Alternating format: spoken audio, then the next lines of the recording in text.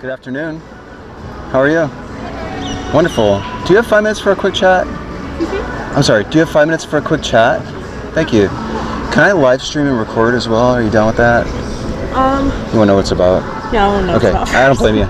I just have random chats with people to see what they believe and why. Like, what are the reasons for it? And it's usually about God or karma, that type of stuff. Okay. Do you have a really strong belief in something like that you want to just unpack a little bit? I guess so, yeah. Okay. Yeah. I appreciate your time, really. Yeah. Okay. And you're okay with me filming, I guess? Yeah, that's fine. Thank you. Are you heading to class or something, or are you done? I'm gonna go get lunch and then I have a test, so. Oh, yes. What's the test then? Physiological psychology, so. What the heck is that? It's what does that mean? neuroscience. Neuroscience. Yeah. Have you ever heard of Sam Harris? Mm-mm. No? What? That's really fat. What do you do in neuroscience? Neurotransmitters, damage to the brain, all sorts of stuff like that. Wow. Do you ever dissect brains or anything like that? Not in this class. No, okay. Wow, that's neat. Wow. What is your first name? I'm Anthony. Nice to meet you. Okay. Yeah, it's very nice to meet you too. Is it the traditional spelling of it? Yes. Okay. So this might be an interesting angle to take with this conversation because of what you're studying, I guess. Okay. Do you hold any strong beliefs in anything that might be considered supernatural? Absolutely, yes. You do. I do. What's the one thing that you say, out of all the supernatural beliefs I might hold, which one is the most persistent or strongest? A savior. Savior. I'll time it for 5. Okay. You have a savior. Have you ever tried to get a sense of how confident you are that the belief in the savior is real, that it's true? Mm-hmm. Where like 100% is all confidence and no doubt, 0% is no confidence and all doubt. And if you don't like the scale, we don't have to do it if you don't want to, but I just believe that there's a savior. I believe there's a God. I believe science backs it up. okay. I was raised in the church. My grandfather was a pastor. I'm a leader in my church right now. You are? Interesting. So, I don't want to make any assumptions, but are you on the higher range of that scale? Yes, yeah. Okay. You gave a couple examples of what I think is why you believe it. Mm-hmm. Just because we're talking for 5, what would you say of all those or something else that you haven't mentioned is the main reason why you think it's true? I believe just evidence around us, that our environment, how we are. I think life is too amazing to not have something behind it. You know what I mean? Is there a specific God that you're attributing all this stuff to? Jesus Christ, yes. Okay. Jesus.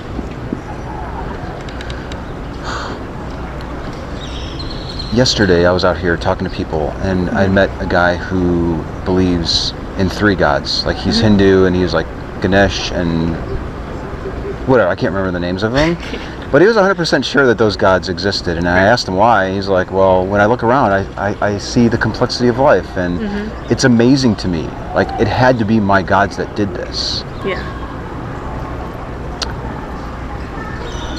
Is he mistaken in some way? Like, we probably agree he has a right to believe in that. Right, Just like you have a right to believe in that, and I've got a right. But he's just as convinced as you that he's right.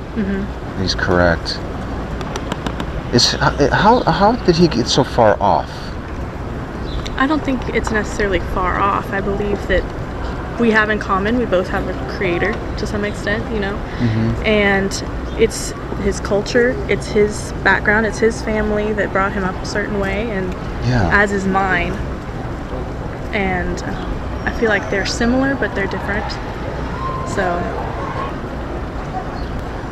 even though we would probably agree he has a right to believe in that, would you think that maybe you're more justified in your position on the confidence of your belief over his? Am I justified in my own confidence in mine more than he is? I'm not sure what you're asking. Yeah, maybe that was poorly phrased. Sorry.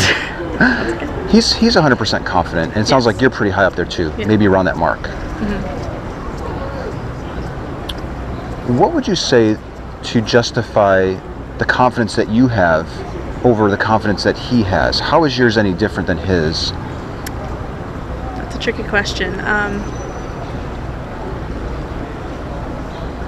Again, that's just a hard thing to ask, because he has his own background and he completely fully understands his own. I'm not educated in Hinduism, like, at all. Mm-hmm. So I don't know what he stands for or how confident he is. Yeah, he's told me he's just as confident. Do you think that if all things were the same and you just happen to be raised in a family that was his family and his culture, because I think he immigrated here or something, you know, you were educated in it, you were taught it, you were taught these three gods were the one true gods, and you would read all the holy books, the Bhagavad Gita, and all the stories about how those gods are true. And when you looked around, you would see life, you know, and attribute it to those gods. Right. Do you think if all things were the same and you were merely exposed to a completely different gods growing up, would you be just as confident in a completely different God? I feel like my God exposes himself and makes himself available to everybody. So I believe that he would identify himself to me as somebody of a different culture or belief system. And it would have to be up to me to make the decision whether to believe a different religion or to stick with the one I believe in now. And I totally believe someone being raised differently would believe something else. But it's just that'd be your culture, you know? Is it likely that your God has exposed himself to this fellow in some way? And he's just not noticing it or picking up on it or thinking that it's these three gods? I believe that things that are not of Jesus also expose themselves to people, and there's a conflict constantly. Is it likely that he would point to things and say, well, those are obviously my three gods exposing themselves to me and telling me that they're there? He's been primed to know, like, that's my God. Out of anything else, he's been taught that's my God, just like I have. So.